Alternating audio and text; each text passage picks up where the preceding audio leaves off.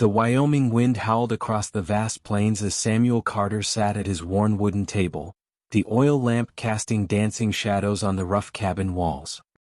His calloused hands, weathered from years of ranch work and scarred from battles he'd rather forget, carefully held the latest letter from Margaret O'Sullivan. The paper was delicate, almost fragile, like everything else beautiful that had ever entered his life. "My dearest Samuel," he read aloud to the empty cabin, his voice rough from disuse. "The autumn leaves in Boston remind me of the golden fields you described in Wyoming. I find myself counting the days until I can see them with my own eyes, and more importantly, until I can finally meet the man whose words have brought such warmth to my lonely evenings." Sam set the letter down and walked to the small mirror hanging near the wash basin. The reflection staring back showed a man aged beyond his 32 years. A jagged scar ran from his left temple to his jaw, a permanent reminder of Gettysburg. His right shoulder sat slightly lower than his left, courtesy of Confederate shrapnel that the army surgeon couldn't fully remove. He touched the scar unconsciously, a habit he developed whenever he thought about Margaret. For 6 months, they had exchanged letters through a matrimonial advertisement he'd placed in the Boston Herald. "Honest rancher seeks companionship and partnership in Wyoming territory. Must be willing to work hard and build a life together." Margaret's first response had been tentative, almost shy, but her subsequent letters revealed an intelligence and warmth that had slowly thawed the ice around his heart. She wrote about her love of books, her skill with herbs and healing, her dreams of wide open spaces where a person could breathe freely. She never mentioned her appearance beyond saying she was plain but clean, and Sam had never pressed for details. After the war, after watching so many beautiful things destroyed, he'd learned that true beauty came from within. The next morning, Sam hitched his best horses to the wagon and began the 2-day journey to Cheyenne. The October air was crisp, carrying the promise of an early winter. As he traveled, he rehearsed what he would say to Margaret, how he would make her feel welcome in this harsh but beautiful land that had become his sanctuary. The Cheyenne train station was a bustling hub of activity when Sam arrived. Cowboys, settlers, and businessmen moved about with purpose while the great iron horse hissed and steamed at the platform. Sam straightened his best shirt and ran a hand through his dark hair, suddenly nervous. He'd faced Confederate cavalry charges with less anxiety than he felt waiting for Margaret O'Sullivan. The passengers began disembarking, and Sam scanned each face, looking for the woman who had described herself as having Irish green eyes and auburn hair that refuses to behave. He saw families reuniting, businessmen hurrying past, and several unaccompanied women who might fit Margaret's description. Then he saw her. She stood apart from the crowd, a small figure in a worn but clean traveling dress, clutching a carpet bag with white knuckles. Her auburn hair was indeed unruly, escaping from beneath a simple bonnet, and even from a distance, Sam could see that her eyes were red and swollen from crying. She favored her left leg slightly, and when she turned her face toward the light, he could see the faint pockmarks that scarred her cheeks. But what struck him most was her posture. The way she held herself as if she were trying to disappear, as if she were preparing for rejection. It was a posture Sam recognized because he'd worn it himself for years after returning from the war. He approached slowly, removing his hat. "Miss O'Sullivan?" She looked up at him with those green eyes he'd imagined so many times, and he saw fear there, and shame, and a desperate kind of hope that was already dying. "Mr. Carter," she whispered, her Irish accent soft but unmistakable. I need to speak with you." Margaret's hands trembled as she reached into her carpetbag and pulled out a small cloth pouch.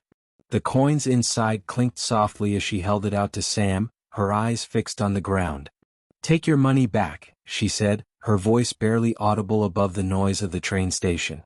"I'm not for sale, and I'm certainly not what you paid for." Sam stared at the pouch, confused. "I don't understand, Miss O'Sullivan. What money?" "The train fare," she said, tears beginning to flow again. "The money you sent for my passage." "I lied to you in my letters, Mr. Carter. I'm not the woman you think I am." Sam gently pushed her hand away, refusing to take the money. "Why don't we sit down and talk about this properly?" He gestured to a bench near the station wall, away from the crowd. Margaret limped beside him, and Sam noticed how she tried to hide her uneven gait. When they sat, she kept her face turned away, as if the shadows could hide what she believed were her imperfections. "I told you I was plain," she began, her voice thick with emotion. "But I didn't tell you about the smallpox. I was 12 when it struck our neighborhood in Boston. My mother and little brother died, but I survived. The fever left me with these marks on my face and it damaged my left leg. It's shorter now and weak." She finally looked at him and Sam saw the raw vulnerability in her eyes. "I also didn't tell you about the 3 men who courted me in Boston. Good men, all of them, who seemed interested until they saw me clearly. The last one, Thomas Brennan, he was kind about it. He said I had a beautiful soul, but that he needed a wife who could represent him properly in society." Sam felt anger rising in his chest, not at Margaret, but at the men who had been too blind to see her worth. "Miss O'Sullivan." "Please," she interrupted. "Let me finish. I came here because I thought maybe, in a place where survival mattered more than appearance, I might find someone who could accept me. But sitting on that train for 3 days, I realized how unfair I was being to you. You deserve better than a damaged woman who deceived you."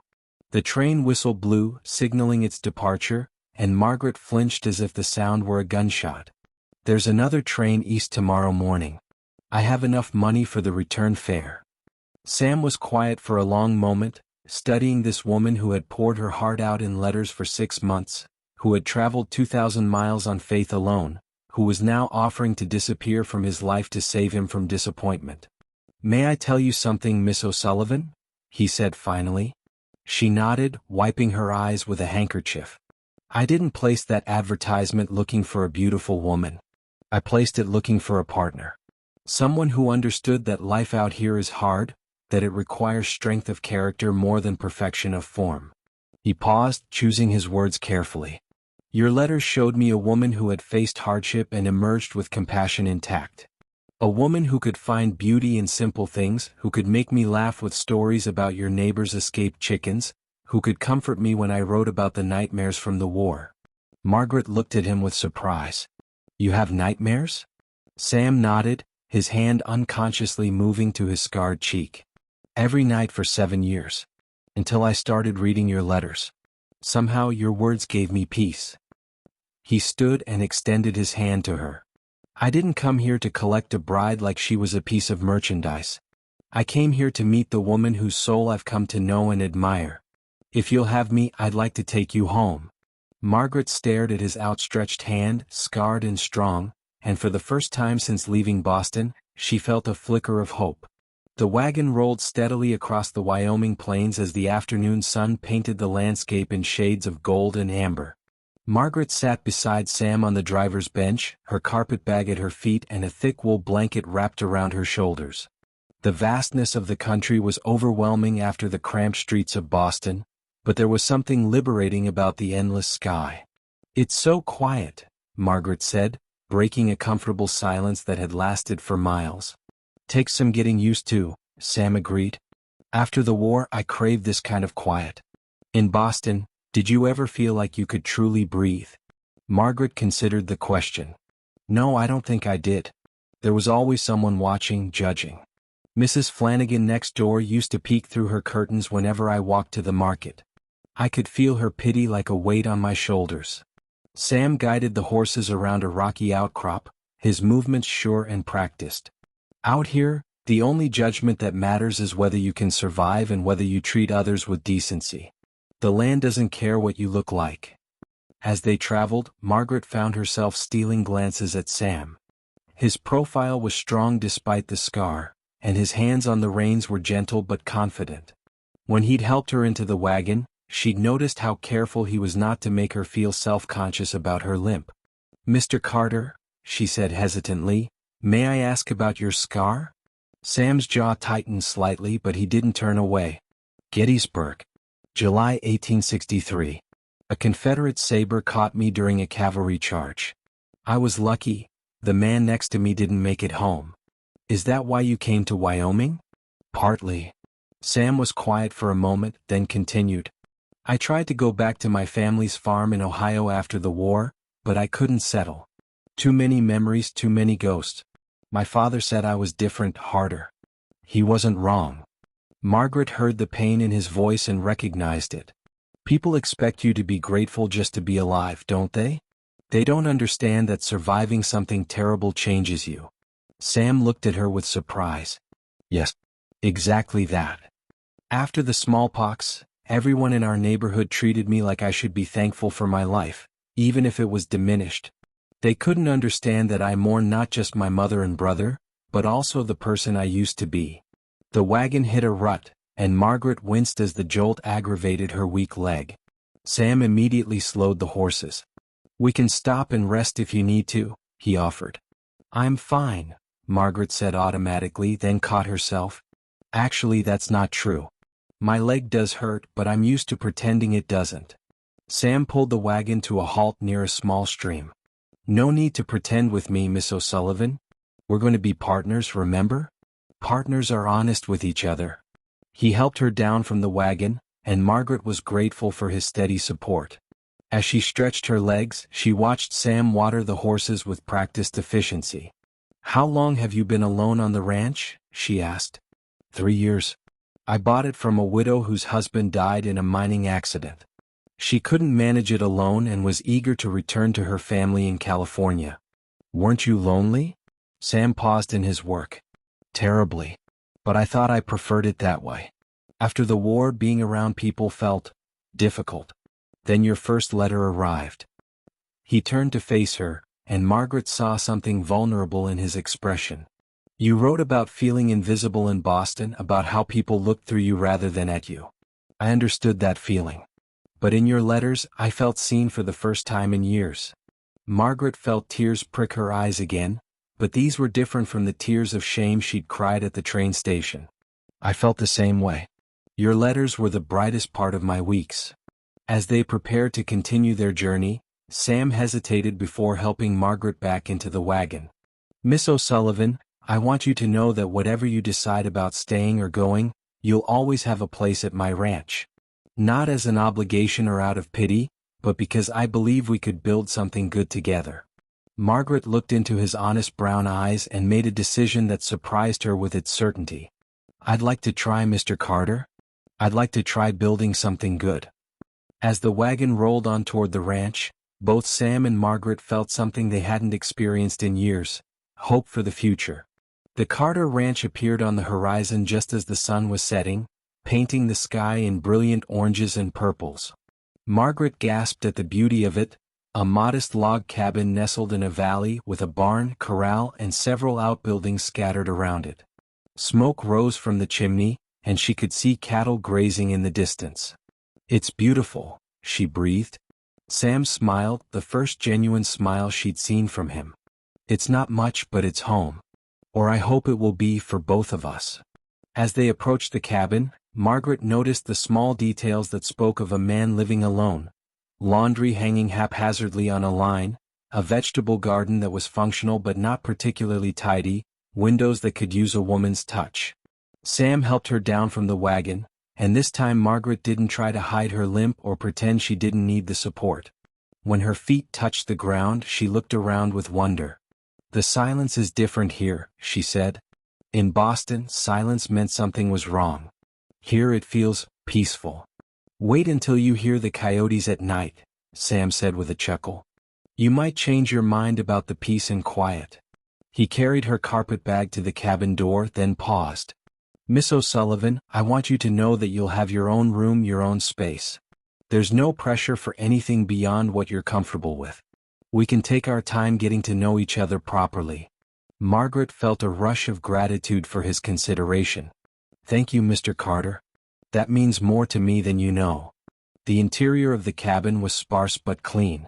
A large stone fireplace dominated one wall, with a simple kitchen area on the other side. A table and 2 chairs sat in the center, and Margaret could see 2 doors leading to what she assumed were bedrooms. I prepared the back room for you, Sam said, setting down her bag. It has a window facing east so you'll get the morning sun. I thought you might like that. Margaret walked to the window and looked out at the vast expanse of prairie. I've never seen so much sky, she murmured. Sam joined her at the window. Sometimes I sit out on the porch in the evenings and just watch the stars. There are more of them here than you can imagine. They stood in comfortable silence for a moment, then Margaret turned to face him. Mr. Carter. Sam, I need to ask you something, and I need you to be completely honest with me. Of course. When you look at me, what do you see? Sam studied her face carefully, taking in the scars, the uneven features, the eyes that held so much pain and hope. I see a woman who has survived things that would have broken a weaker person. I see intelligence and kindness and a strength that isn't immediately obvious but runs deep. I see someone who could be a true partner in building a life. Margaret felt tears spring to her eyes again. The men in Boston saw only the damage. Then they were fools, Sam said simply. Beauty fades, Miss O'Sullivan. Character endures. Over the following days, Margaret settled into life at the ranch with surprising ease. She discovered that Sam was a gentle teacher, showing her how to care for the chickens, tend the garden, and manage the household tasks that kept the ranch running. In return, she brought order to his chaotic domestic arrangements and used her knowledge of herbs to treat a sick calf.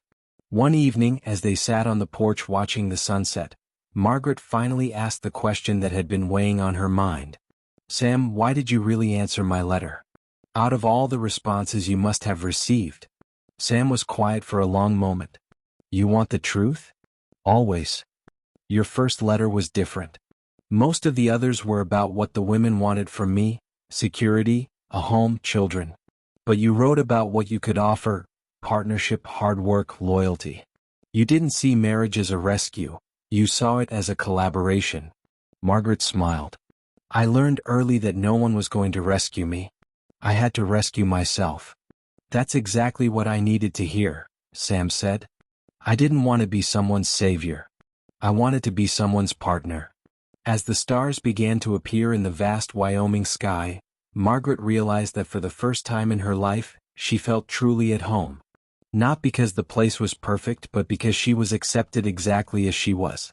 Sam, she said softly, I think we're going to build something very good together. He reached over and took her hand, scarred fingers intertwining with scarred fingers. I think you're right, Margaret. I think we're going to be just fine. In the distance, a coyote howled and Margaret didn't flinch. She was home.